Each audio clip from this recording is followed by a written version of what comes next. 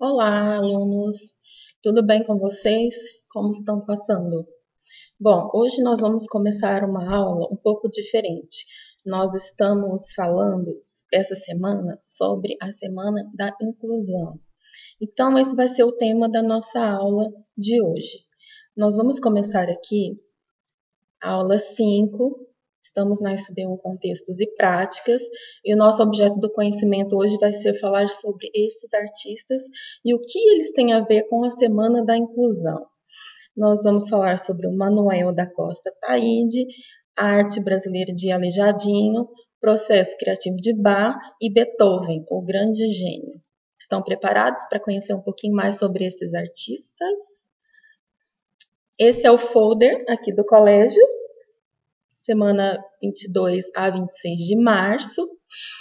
E o nosso tema pretende falar sobre remover barreiras, ampliar os horizontes. O que tem a ver com a gente, com a nossa vida, esse contexto de inclusão? Imagine você, as pessoas que precisam de necessidades, que têm necessidades especiais, que precisam de apoio, ajuda. Imagine você.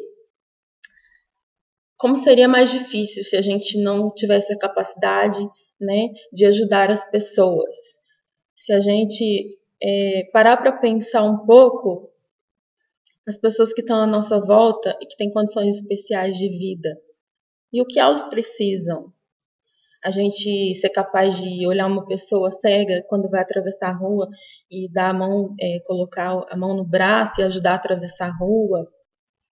O que mais? O que mais? Um cadeirante que precisa subir no primeiro andar, não tem elevador, a gente ter a capacidade de ajudar.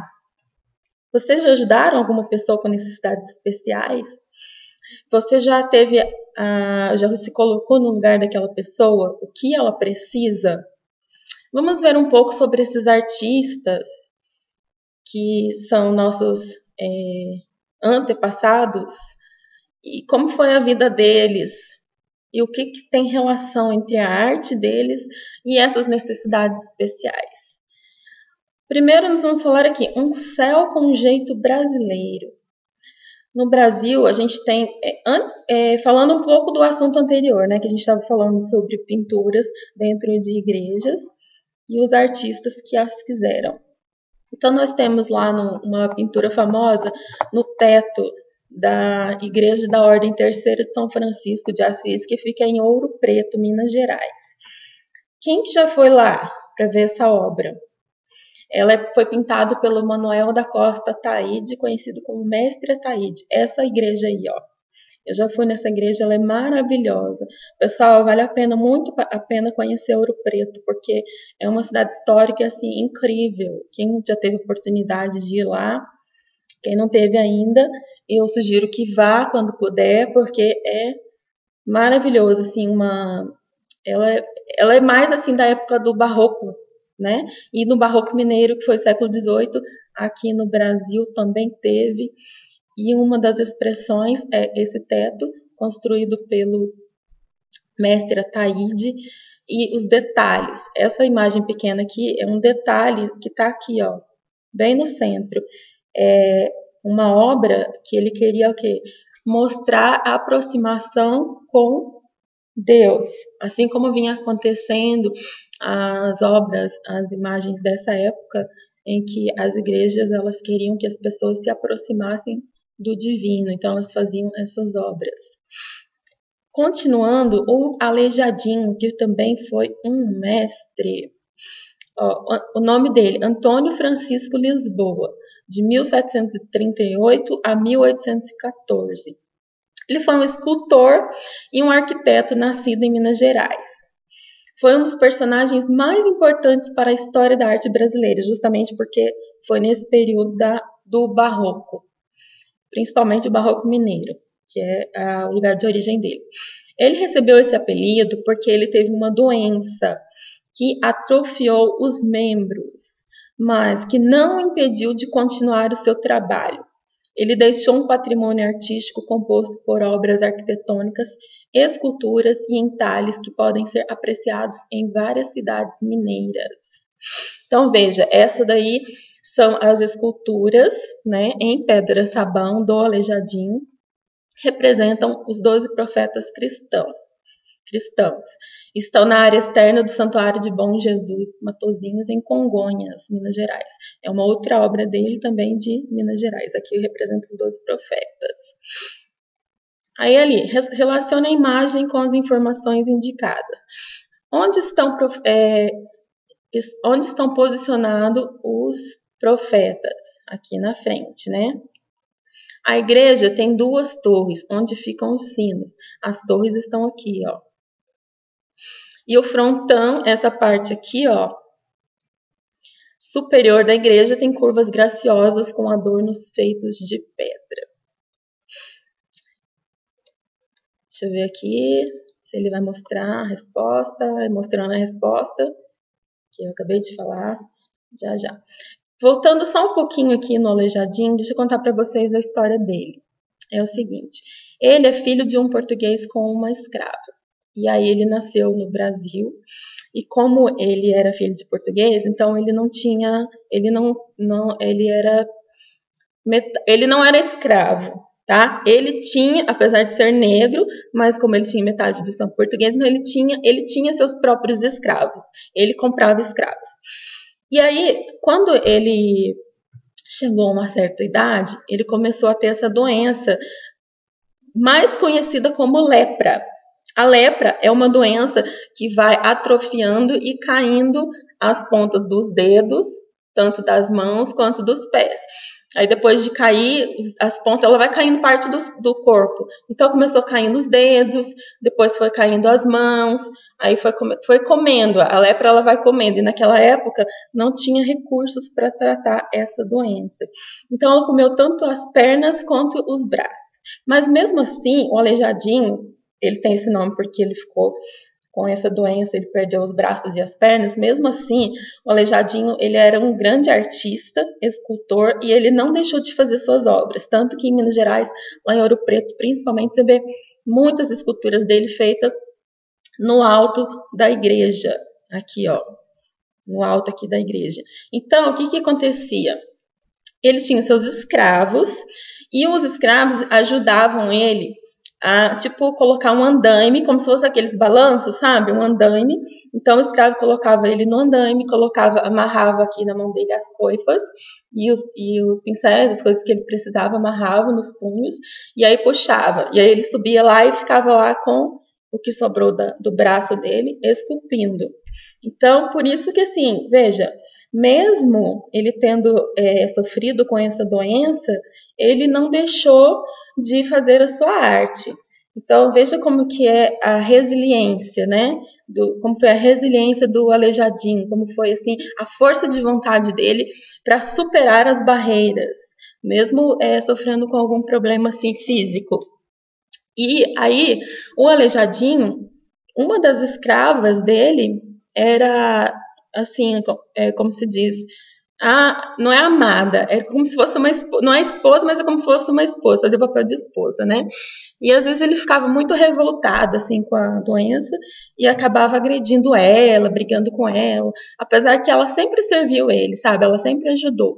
Então, ele tinha essa coisa de, quando ele ficava muito revoltado com a doença dele, descontar nos escravos, mandar chibatar os escravos, mas mesmo assim ele foi um grande artista e eu recomendo para vocês conhecerem a obra dele ao vivo. Agora nós vamos falar de um outro, que é o Bach. Já viram falar sobre Johann Sebastian Bach? É um músico, né? Ele nasceu em 1685 e faleceu em 1750, século XVII. Eu não sei se já contei para vocês, mas vou falar de novo. Quando você quer saber qual é o século, você olha aqui, ó, os 2 primeiros números, tá? 16 e soma mais 1. Então, é o século 17 que ele nasceu, certo? Você tira os 2 números últimos ali, pega o 16 e soma mais 1. Então, ele nasceu no século 17. E aqui morreu no século 18, né? Você pega 17, soma mais 1, século 18. Foi um compositor nascido em Eisenach, na Alemanha. Então, é um compositor alemão. O seu pai era violinista, educou todos os filhos para que fossem músicos. O Bach teve bastante irmãos, tá? Alguns dos irmãos dele morreram de infância.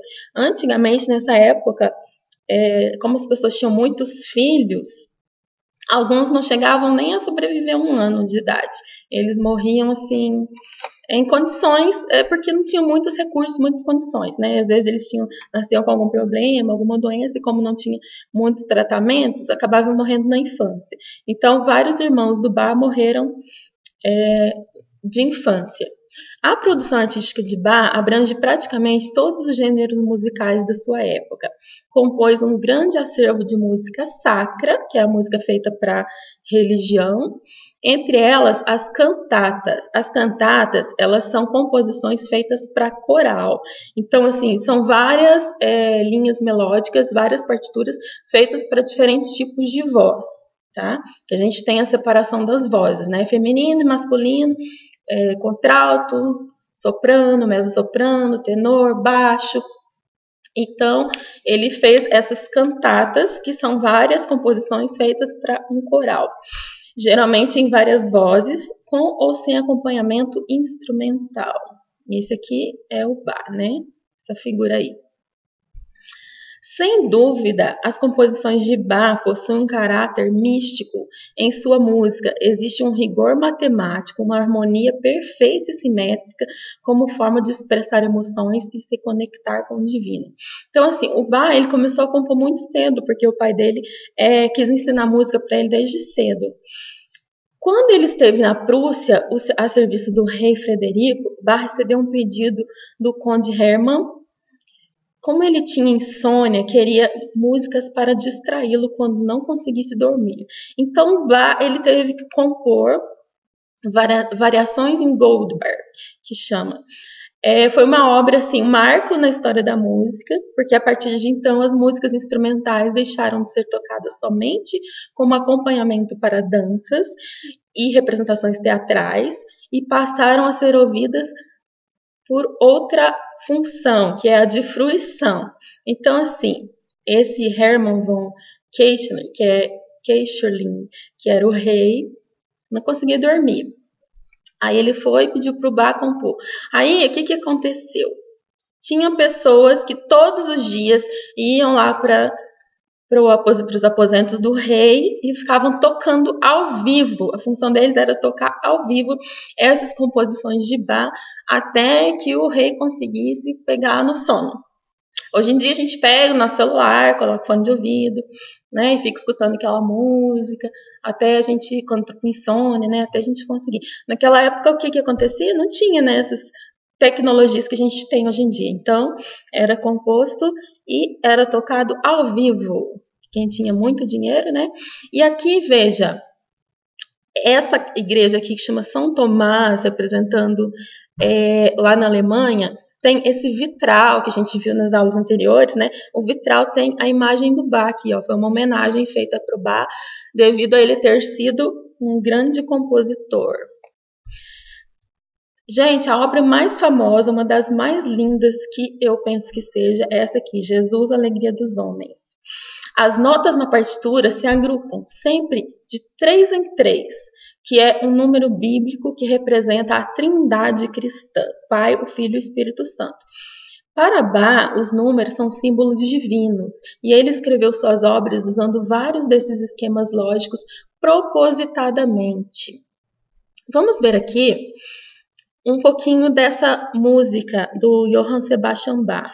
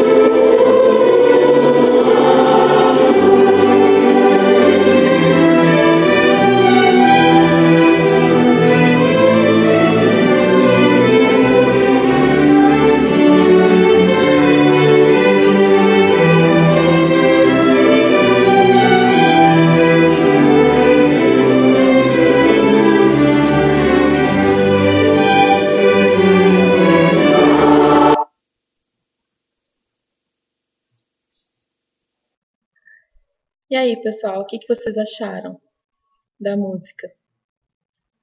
É lindo, né, pessoal?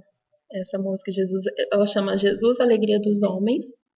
Depois vocês podem continuar assistindo ela no YouTube, tá?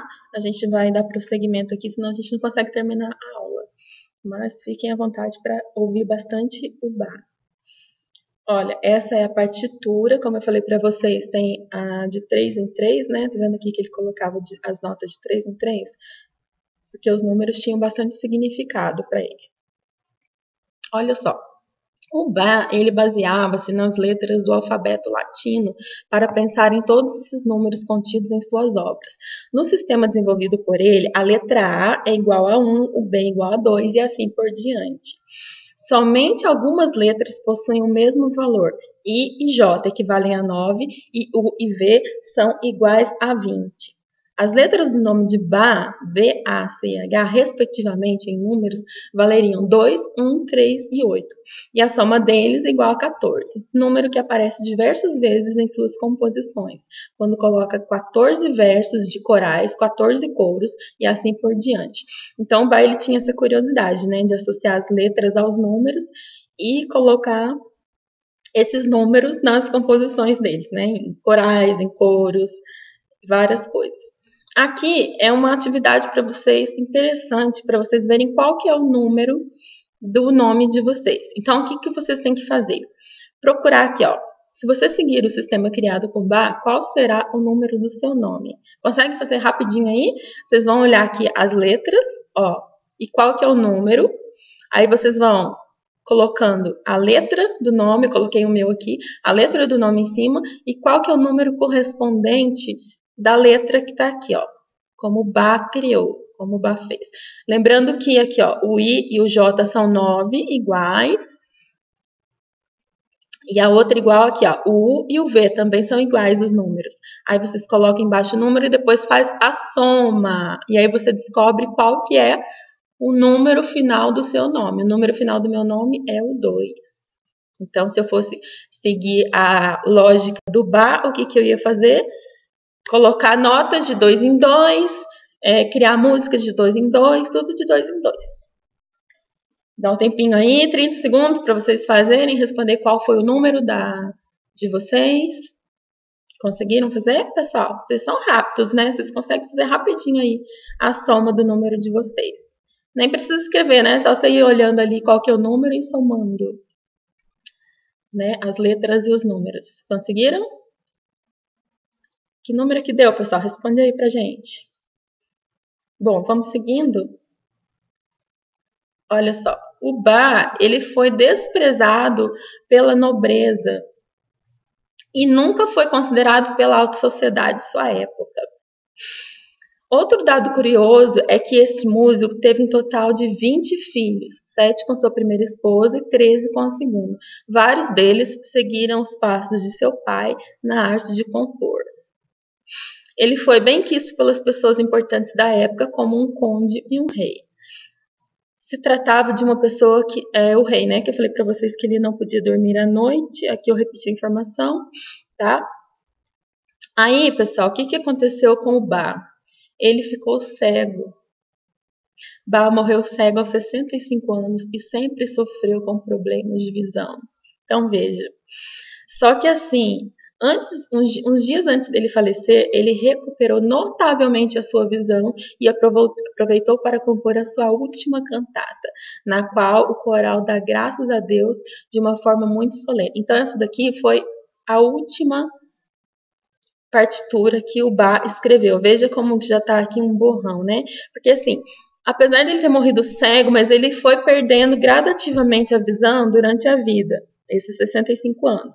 Então, ele ainda conseguia visualizar um pouquinho, assim, dava para ele escrever uns rabiscos na partitura, tá? Não perdeu por completamente.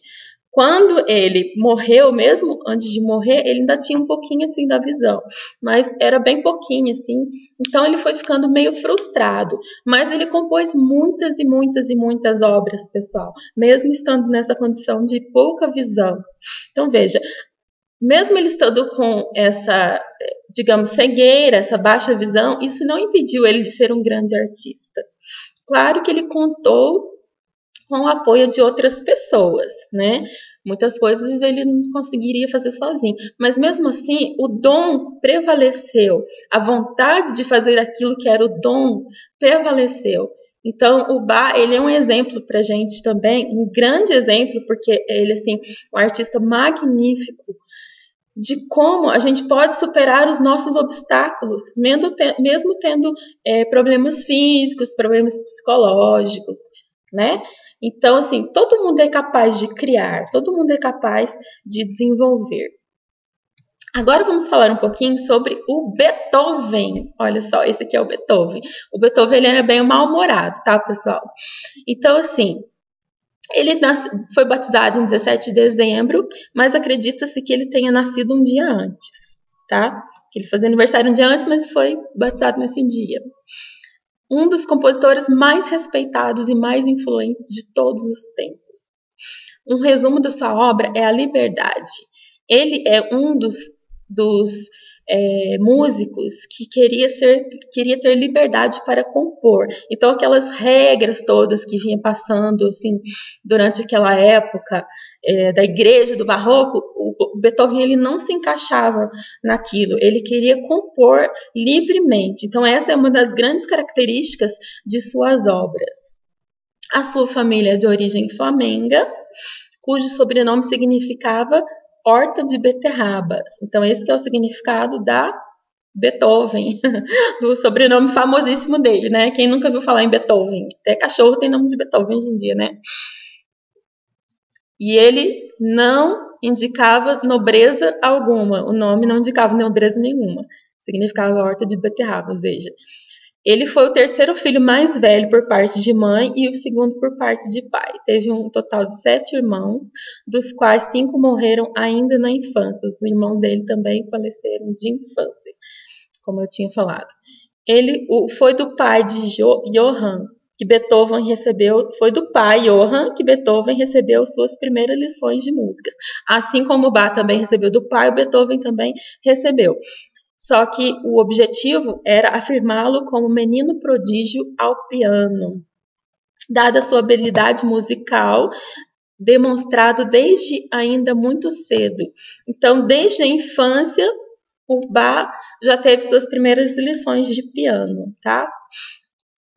O Beethoven, a gente está falando do Beethoven agora. O Bach também teve, né, de violino, o Beethoven de piano. Foi em Viena que lhe surgiram os primeiros sintomas da sua grande tragédia. Foi diagnosticado por volta de 1796, aos 26 anos de idade, a congestão dos centros auditivos internos, que mais tarde o deixou surdo, o que transtornou bastante os espíritos, levando-o a isolar-se a grandes depressões. Então, veja, o Beethoven, ele compôs as músicas mesmo com a audição perdida, mesmo tendo ficado surdo. Então veja, o Bach ficou cego, o Beethoven ficou surdo, mas mesmo assim ele continuou compondo. Só que assim, isso lhe causou depressão, uma grande tristeza. Então ele chegou ao ponto de se isolar. Ele vivia mais isolado, ele não queria que as pessoas soubessem que ele estava surdo, porque aí ele ia nos lugares, só que aí ele não queria que as pessoas percebessem que ele não estava escutando o que eles estavam falando, sabe? Ele não queria que as pessoas soubessem assim, nossa, ele é um músico, um pianista, e agora está surdo, não queria que ninguém tivesse piedade dele. Então ele preferia ficar se isolando, ele chegou até a pensar em suicidar-se. Tá? Entrou em profunda crise depressiva e pensou em suicidar-se. Só que aí, pessoal, esse gênio maravilhoso, sua vida artística foi dividida em que tradicionalmente aceito nos estudos de brilhantíssimo improvisador ao piano. Ela foi dividida em 3 grandes partes, né? O início, quando ele começou a aprender, depois ali onde ele começou a grande composição de suas obras, e a trágica foi quando ele começou a se distanciar, ficar isolado, depressivo em casa, e aí foi quando ele compôs a sinfonia, essa quinta sinfonia de Beethoven. Uma parte dela vocês devem conhecer. Ele ficava lá isolado, e aí a pessoa a funcionária da casa, né, que servia comida para ele, ela chegava no quarto e ela fazia assim, ó, na porta. Aí ela fazia. E aí o Beethoven, o que ele fez? Ele teve uma grande sacada. Tan, tan, tan, tan.